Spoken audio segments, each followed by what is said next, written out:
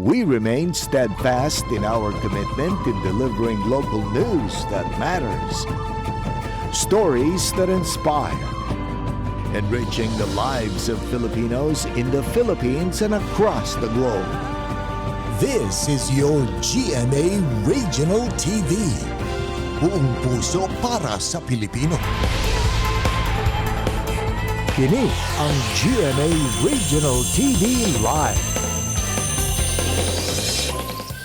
Maayong buntag kanatong tanan ug welcome sa GMA Regional TV Live. Medyo madag-umon ang ato ang kabuntagon apan bisan pa man niana ato kanang painiton sa mga dagkong balita, and of course himo nato kining sadya pinaagi sa ato ang cute kaayo nga mga guest this morning. Good morning, partner Nick. Buntag, partner Mai. Good morning sa atong tanan nga makapuso dinhi sa Central ug diya sa Eastern Visayas. Maadjong adlaw ug maupayhan aga ha inyo tanan dida. Kumusta ang inyong kabuntagon? Cute ug adorable gud kay partner Mai. Atong makauban karong taon-taon, mga bata ni sila nga dunay sila ipahigayon nga kalihukan, may push bike activity. Bisan bata pa din may no, pwede na kaayo og mga lain-lain nga mga sporting events sama ni push bike may. This is very nice, Nick, especially nga ang kabatan unan ka or mga chikiting karon suhito na kaayo sa mga gadgets, sa cellphone. So rather than mag-focus dito sa gadgets, no, mas maayo nga as early as that age 4, 5 makatuna sila sa sports. Wow, ato silang pakisayran karon tuon mga kapuso kay basin do na pa ubang maengganyo sa ilang gibuhat karon kay interesting kaayo nga kalihukan para sa mga kabatanunan, mga chikiting diha, kapuso. Sa mga wala masayod unsa sa ning push bike, kana mo'y duga natong pakisayran later on mga kapuso, busa tutok lang. Ug karon sugdan na nato ang morning newscast ug aniya na ang mga nagunang balita.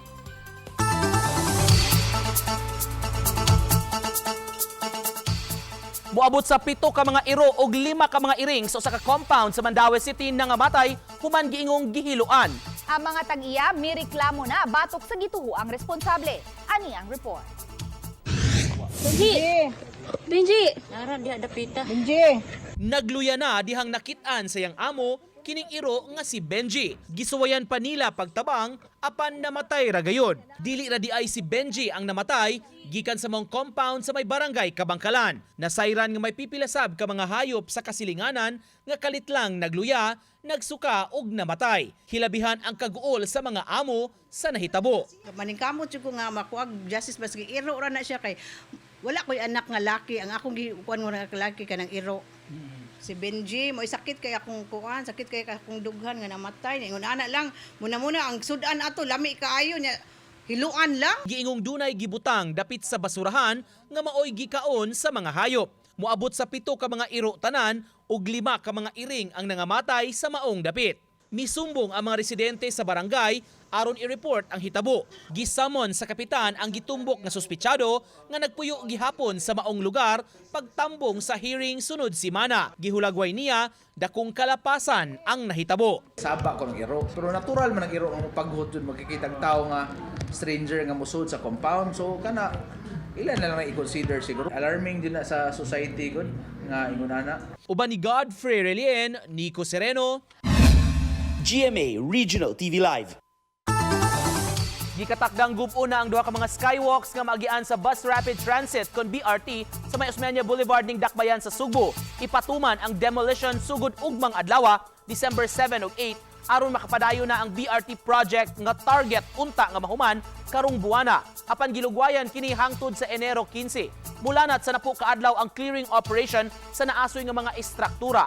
Subay niini dunay mahitabo nga road closure sa dapit nga nahimutang ang duha ka skywalks. Hinuon dili dunganon ang pagguba aron dili sabdungan nga masirad-an ang kalsada. The shorter one, nga demolish good siya, will only take the mga 10 days maximum for the two skywalk. The shorter the better, pero naam sa sila ilang mga concerns. But di sad ko mo sugot nga ang kanang 30 days or 10 days dunganon ang duha ka skywalk. Atong ipapaningkamutan sir nga karong mga Pizza City sa 8. Ang preparation siguro Pizza City o niya ang 8 ang pag-closure. Muna kay atong gi kanang kuan ang kining Pizza 8 nga kanang holiday.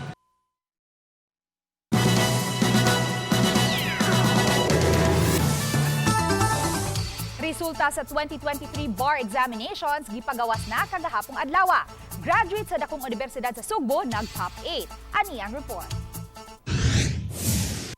Sa September 2023 bar examinations, nag-top 8 ang Sugboanon nga si Paulo Batulan.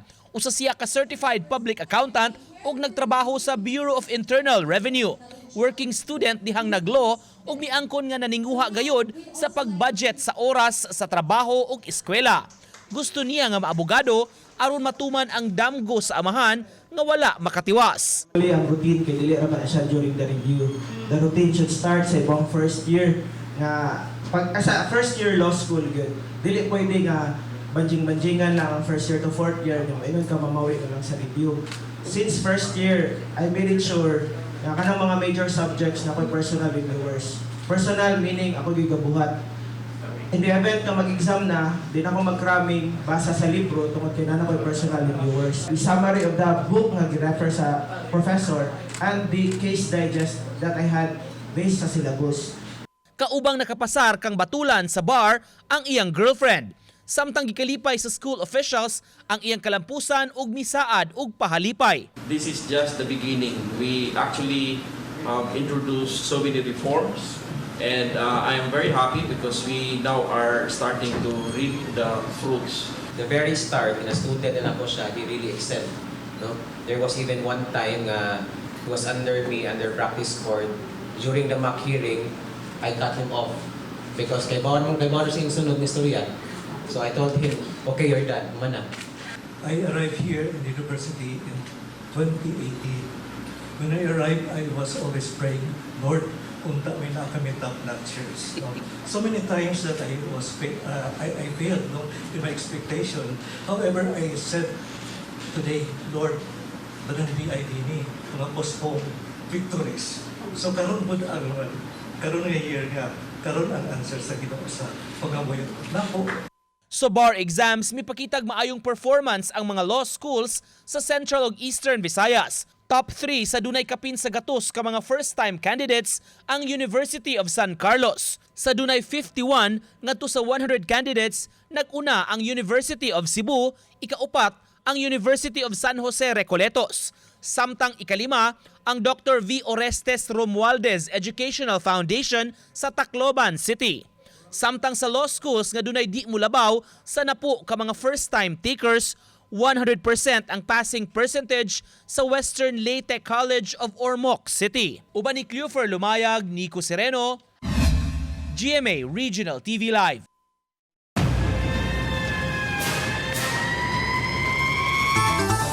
Sunog nga miulbo sa sitio Kagudoy, Barangay Basak, Lapu-Lapu City, miugdaw og 8 ka mga panimay.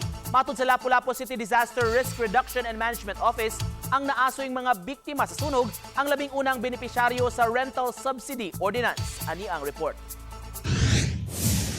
Natugaw ang pagkahinanok sa mga mulupyo sa sitio Kagudoy proper Barangay Basak human kalit nga miulbo ang sunog. Ang 66 anyos nga si Anastasia Milindo igo na lang sa pagbako human lakip sa nasunog ang year-end cash gift nga nadawat niya og sa iyang bana isip mga senior citizen. Karong Disyembre 25 unta ang iyang adlawng natawhan apan way ni usa sa iyang mga butang ang ilang nasalbar. Gibutyag ni Anastasia nga sa panimay sa iyang igsuong si Sosima nagsugod ang kayo o kasikbit ra kini sa ilang panimay. Ang katul nga natumba paingon sa higdaanan ang gitumbok nilang hinungdan. Siya kanang confirm pero amo pang i-validate kung mobile gid kung mutakto ba ang statement sa mga witness o sa katong nahabilin nga ebidensya sa parsing. Matod ni FO2 Joseph Yongko, fire investigator, ug hingpit nila kining nakontrolar pagka alas 12:16. Wala hinoy gikatahong naangol atol sa sunog. Sa pagkakaron, sa gym sa Barangay Basak, gipahiluna ang mga biktima sa sunog. Apan gipahibaw ni Najel Banyasya, crisis manager sa Lapu-Lapu City, nga sila ang labing unang benepisyaryo sa Rental Subsidy Ordinance nga gipalabang sa konseho ni adulang milabayng buwan. Ug isip abag kanila, samtang ilang gilimpyuhan ang tagsa-tagsa nila ka mga pwesto nga naugdaw sa sunog, magdawat usab sila og minimum nga suhulan sulod sa 15 ka adlaw ubos sa Cash for Work program. Kay mao man na ang tumong sa kanang gitawag nga disaster resilient, no? Hatagan nimo og kahigayunan ang mga biktima sa katalagman nga dali sila makabalik. Uban ni Marlon Malgazo, Luan Merondina, GMA Regional TV Live.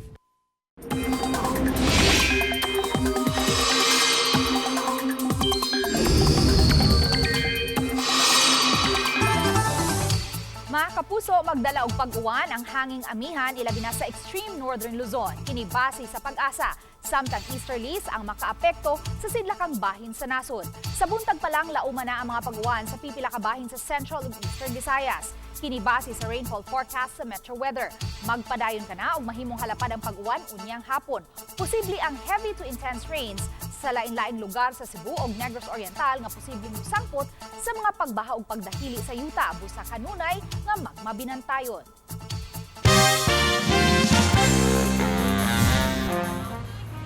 Katorsi ka mga pasahero ang namatay samtang kapin sa 20 ang nangaangol human nga nabangga sa puno ang kahoy ang usa ka bus di pasaheroan dito sa Thailand. Naitabong insidente sa may Prachuap, Kirikan, mga pasado na alas 12 sa kadlawon. Makita sa footage nga gikuha sa mga rescuers sa mga pasahero nga napiit sa bus. Daling gida sa tambalanan ang mga nangaangol. Sa inisyal nga investigasyon sa mga otoridad nga nawagtangan og kontrol sa pagmaneho ang driver ug dihang nabangga kini sa kahoy, napikas ang atubangang bahin sa bus. Patay ng usa ka US citizen nga babay, human kini nga giatake sa usa ka iho samtang nagpaddleboard sa kadagatan sa nasod sa Bahamas. Gibanabana nga nasa 40s ang edad sa biktima nga taga Boston, USA. Nibisita ang biktima siyang paryente didto sa Bahamas aron unta magbakasyon. Samtang nagpaddleboard ang duha sa kadagatan, kalit lang nga niatake ang usa ka iho, hinungdan nga nakaangkon kini og dagang samad. Daling miresponde ang rescue team ug gipahigayon ang CPR niini ngadto sa biktima apan namatay lang kini.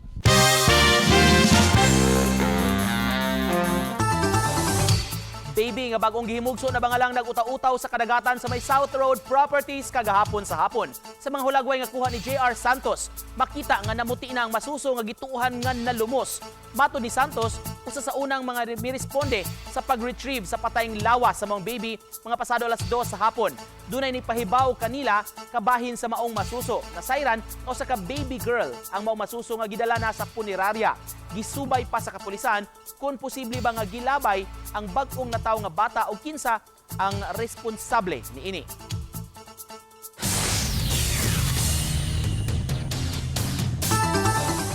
Nangita pa ba kamo og pang-Christmas gift samtang nakasupport local? Kini ang atong suruyon sa lungsod sa Basay sa Eastern Samar. Sa report ni Femari Dumabo. Dinhi saya nga lungsod sa Basay, Eastern Samar, sa usa sa mga barangay niini sa Basiaw, makadapit sa imong pagtagad, kining gitawag nga Saob Cave. Usa na kini sa mga tourist destination sa Eastern Samar. Dinhi makita mo ang nagkalinlaing rock formation. Adunay sasamag na pormang mga hayupan, ug ganay ilang wishing well nga naporma og footprint. Nga matod pa, footprint kini sa usa ka higante. Gawas nga tourist destination kini. Madapit usab ang imong pagtagad niining kababayin-an nga naghabi sugod sa Lunes hangtod Domingo. Mga banig, mahimo usab mga bag, tsinelas, pitaka ug daghan pa nga mainindot kayo nga pangregalo ilabi na ning Pasko. Ang kababayin-an naghabi nga sakop sa Basiaw Native Weavers Association o Banwa. Since pa nung aming mga kanununuhan kasi ako natuto ako galing sa nanay ko. 6 na taon gulang ako, grade 1. So, nag-umpis na ako mag-wave. Parang kayo dito yung parang weaving capital ng Eastern Yes, Visayas. oo. Inorient kami as association ng aming tourism officer ng Basay, si Ma'am Evangelina Ritaga. Inorient kami, naggawa ng asosasyon. So, dito nag-umpisa na ginawa na rin itong, dinevelop nila, pinagandahan nila. Ayun, naging tourist destination na ito. Dinhi sa mga lugar, mahimong makita sa mga turista ang proseso sa paghimo niini. Aron di sila maglisod sa pagpasabot ngadto sa mga turista kung giun sa paghimo ang mga badig ug uban pang produkto, aniya sila dinhi gibutang Tikog Farm. Dinhi himuon ang demo kay dinhi mag-harvest nila niini and then ibulad kana og mga pipila ka adlaw, duha ka adlaw og ang maresulta mo na siya. Sunod na mo na ang sizing kaning gibuhat ni ate, nag-sizing na siya. Pag umani ana ibulad ka na og balik and then koloran ka na og isunod ang ubang procedure sama sa flattening hangtod nga maghimo na sila habi nga mamahimo ng banig, bag ug uban pang mga produkto. Bisan batang babay, nakat-on na sa paghabi. Kagustuhan mo ba itong matutong ganito, be? Mag-habi, be? Bakit? Para tumulong sa mama. Kung makalaag ka mo sa Summer Island, ilakip sa inyong itinerary ang Saob Cave. Kay malingaw ka na sa mga rock formations, baka sinati ka pa sa kuting nga paghabi ug makatabang pausab sa negosyo sa mga kababayin-an. Obani Cleofer Lumayog ug Edward Tubilan. Family Dumabok. GMA Regional TV Live.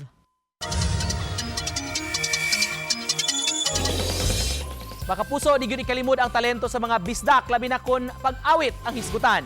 Ang Cebuana girl group nga sorority nga ubos sa Team Chito, malampusong nakasud na sa grand finale night sa The Voice Generations Philippines.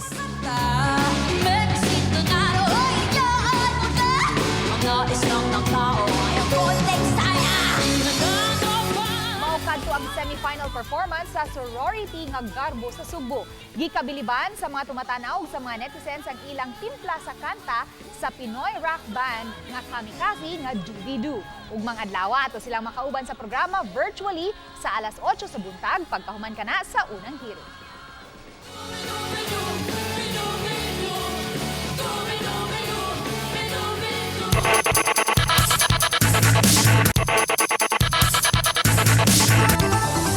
Mga kapuso, karon na gyud sugda ng final sa NCAA Season 99. Karong alas 2 sa hapon, ang Game 1 tali sa San Beda Red Lions ug sa Mapua Cardinals. Kinsa kaha ang maghari sa hardcourt tali sa duha ka mga banggiitang teams ug kinsa ang makalangkat sa gikahinaman nga kampyonato. Sugda nato kini sa unang duwa, masaksihan sa ato mga kapuso live sa GTV.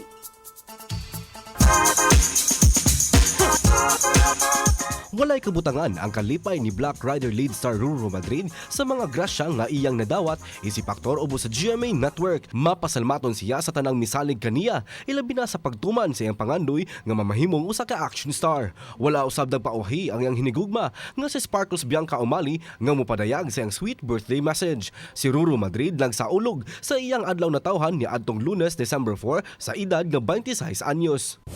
Daghang mga kapuso stars o sparkle artists ang nalakip sa mga nominado sa Annual 4TAG Awards Chicago. Nominado ubos sa kategorya nga Male Celebrity of the Year sila Asia's multimedia star Alden Richards, Miguel Tan Felix, Raver Cruz ug ang pambansang Ginoo David Licauco. Samtang sa Black Rider, nasakpan ni Pretty nga karakter ni Herlin Budol ang iyang bana nga si Hector nga adunay laing mga babae na usab. Gumikan sa kalagot sa higala ug pamilya ni Pretty, giatake nila si Hector apan nanapat na kini kanila. Hinungdan nga nagpatunga si Elias ug nakulatahan gyud si Hector. Sa pikas bahin, si Madam Sasha adunay daw tang plano nga mamiligro ang kinabuhi sa mga inosenteng tawo. Magmalampuson kaha siya kana ang dungan tangatangan karong gabi pagkahuman sa 24 oras.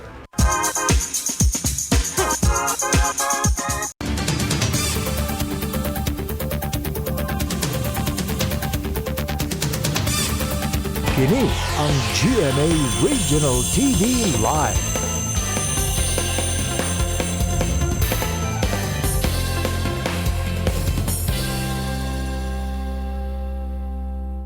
Kini ang GMA Regional TV Live.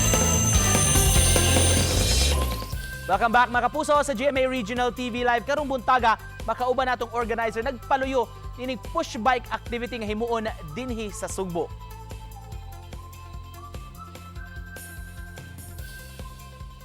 Nakauban nato ning mahigayon na mga kapuso ang organizer coach nila, Sir Keken Kabahog. Kauban ni mga adorable kayo, partner may nga mga kids. This is, I'm sorry, I forgot the name. Amber, Kendra, and Santi. Thank you so much for joining us, Sir Keken. Balik din sa GMA Regional TV Live. Kumusta unsa maning push bike activity sa mga nagtan-aw nato karon nga walay impormasyon, walay kasayuran unsa kining mga aktibidad para sa mga bata? What is push bike, sir? Push bike is like more siya bike nga walay pedal. Alright. So like isikad lang siya. So manang maka-exercise jud ang bata sa kani nga push bike. Actually dili lang kay exercise, they compete also into racing na. Racing. Yeah. Pila may age range sa mga bata nga ma-involve ani push bike? Actually sa ang among categories ani is start from 2 years old to 9 years old. 2 to 9. Yeah, 2 to 9. Yeah. Different categories na siya by age. Sir, nahisgutan nimo kaganiya sir nga maka-exercise, no? Pero gawas aning exercise unsa pay makuha sa mga bata when they engage in push bike? Actually, na-develop din ako ang idea nga competition is not like exercise lang. So they divert nila nga sa into gadgets. So dili lang kay sige lagduwa og cellphones like gadgets. So mao ning nabuhat ni nako kay tungod sa akong anak nga naapod ba hilig pud sig gadgets like sig tanong YouTube. So mo na push ni nako nga into push bike racing. So na-less na ang iyahang pagsigi o actually gamit na-less ng jud gadgets. ang like sig tan-aw cellphone, use cellphones. So into training na lang jud siya sa practice sa mga bata. nice. Then usap pod is kanay sa push bike is maka meet new friends sa mga kids. So pag-develop naman ni Sir unsa man kaning nanan yung bike nga walay pedal o gipanguhaan mo na og Actually, pedal, sir? nagsugod mi in other countries na nadyo'y push bike. Alright. Bike. So sa Pilipinas is wala pa man itong pagsugod na mo. So katong ordinary bike, ikuha lang na pedal until on nagpabot ni og mga bikes diri sa Sugbo. So mo na nagsugod ang push bike community. Okay, you're dealing, sir, with very, very young kids, up to 2 to 9 years old. 9 years old. Di ba lisod, sir, ang pag-training, especially dinaghan? Actually, lisod jud. Kay bawo na ta sa bata, labi na mga gagmay 2 years old kay humok pa kayog ka ng mama, papa ba? Like magsigig hilak. So in the later on, nidako ang community. So nalingaw ra pud ang mga bata. So nakasabot na pud sila sa sports. So angayang palambuon nato ni mong sports, sir. Actually, hopefully, dili lang kayo nga mudako ang community sa push bike into all over Philippines. Kay ang kaning push bike is international races na international races. So, ang hopefully kanang gayran pud nato sa mga bata, sa mga parents, then ang mga LGUs nga mo support pud ani nga sports ba nga modako pud. So this time, sir, ato sigurong paistoryahon sa ato mga cute kay nga mga kids. This is your daughter, sir. Your This daughter. is Kendra. Kendra. This is Santi and Amber. Amber. Okay. Kendra. Hi. Hi. What do you like most about push bike? Why do you like push bike? Because it makes me happy and fun together with my friends. Okay. How old are you when you started push bike? 4. Yeah, 4. Oh, 4. 4. Okay, same question for Amber. Amber, what do you like about push bike? Because we play around when we're done with push bike. Wow. So you love push bike so much.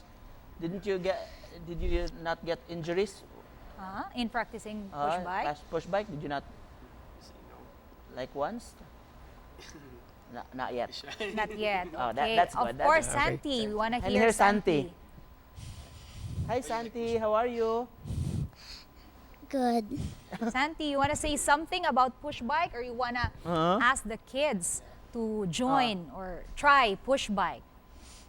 To join and try push bike. Yes. Why? Why do you think it's nice that they should try push bike? So, Because?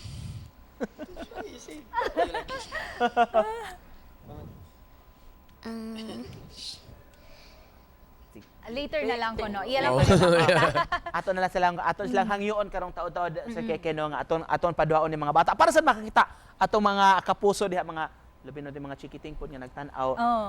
May we ask them to play with their bike na lang para show the audience. Okay? Sige. Go to your bikes. Amber,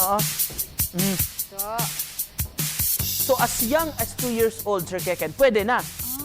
Actually, pwede na jud siya matrain. Like, mas maayo gani is you start in for 2 years old. Makasabot na yun siya kung unsa niya klase nga sports. So you were saying, sir, na lesson yun ang mga gadget time. Kaya mga kids Actually, sa mga bata ngayon. Dili lang kayo lesson sila sa gadgets. Actually, ang mga bata malipay jud pud kay some parents nga na makahatag jud time sa ilang kids. Then it's only like dili lang kay into sports, like it's a family bonding every activities din. Okay. Sir, kanang mga bata nga mag-join, ana, especially for the first time, mas maayo ba yun, sir, nga at least kamao na sila mo bike? Kaya, you know, it involves Continue sa playing. balance, unsa man, sir. Pwede lang nga, first time pa nila, Yeah, actually, it's, bike. even though dili pa siya kamao, like it's this is gidesign maguni siya is a balance bike. Okay. O dili kay di ba usually ang atong naangdan sa una is 3 wheels man ang Oo, sa bike. oo. Balancer. Yeah, na balancer kani is mas dali ka makatunog bike kung mag-use ka og balance bike. balance. Kay they practice balance. Kay ang katong balancer nag-practice kag sikad ra man to. Dili ang balance.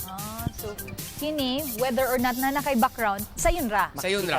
Yeah, sayon ra. Tindak na ka. Even though 2 years old, magdili pa kay siya kamao mo balance pero later on sige lag practice makamao na jud. In terms of injuries, dili kayo siya kwan ba? Actually, Less ba? the competition is you need full gears man ta.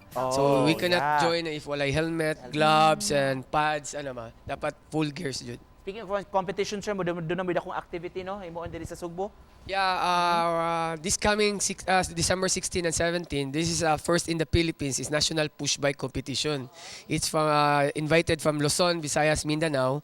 So it's a big event for first time in the Philippines, Jude. This is a push bike competition. It's national race. Appeal ni sila. Yeah, they appeal ni silang tulo is different categories ni sila.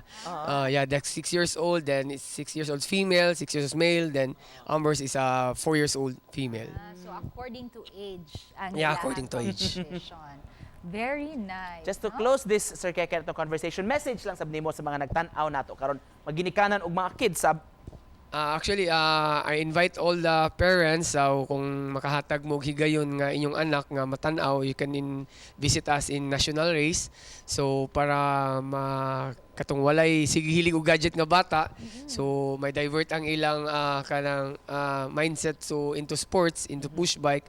So I hope if gusto mo nga mo train ang iyong anak pod as basis sa page na mga KC46 Grand Prix, pwede na mo duaw dito, message us. So we can help you kung gusto mo join ang inyong mga anak. Wow, thank you so much. Pwede mo tanaw, sir, ang mga tao Yeah, dito? sure. sa It's mga for competition? free. Sa Mandawi City, this coming 16-17 sa Jamestown. Dito i held ang first national push bike. Wow. So please join us and visit. Thank you. Thank you so much, you Sir so Keken, much. for joining us this morning sa nag-promote sa ilang activity sa push bike. Sige. And while we queue for Gap, sige kids, you can continue playing diha. Okay. Mga kapuso, daghan kayong Continue salamat. lang. Mubalik pa ang GMA Regional TV Live.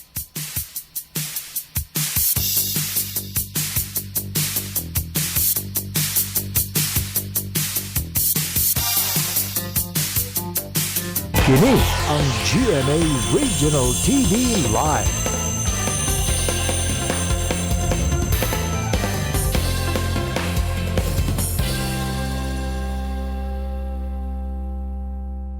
Kini ang GMA Regional TV Live.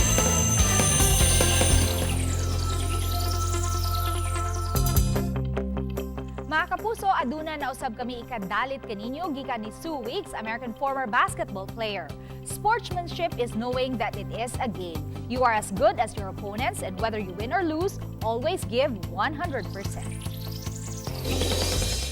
Samtang makita ninyo kining mong episodes sa official website sa GMA Regional TV, www.gmaregionaltv.com. Pwede usab ninyo mabisita ang among official YouTube channel, ang GMA Regional TV, ug i-click ang subscribe button. Alang sa labing init nga mga balita, gikan sa mga rehiyon. Ako inyong kapuso, Luan Merondina. Ugbot na mong pasalamatan atong tanan nga mga kapuso sa lain-laing bahin sa Pilipinas. Lakip na mga kapuso nato abroad. Tungod kay sa GMA Regional TV, Local News Matters. Kami ang GMA Regional TV Live, kinatibukan nga puwersa alang sa mas dakong misyon ug sa mas halapad nga pag-alagad sa atong nasod. Ako si Nico Sereno.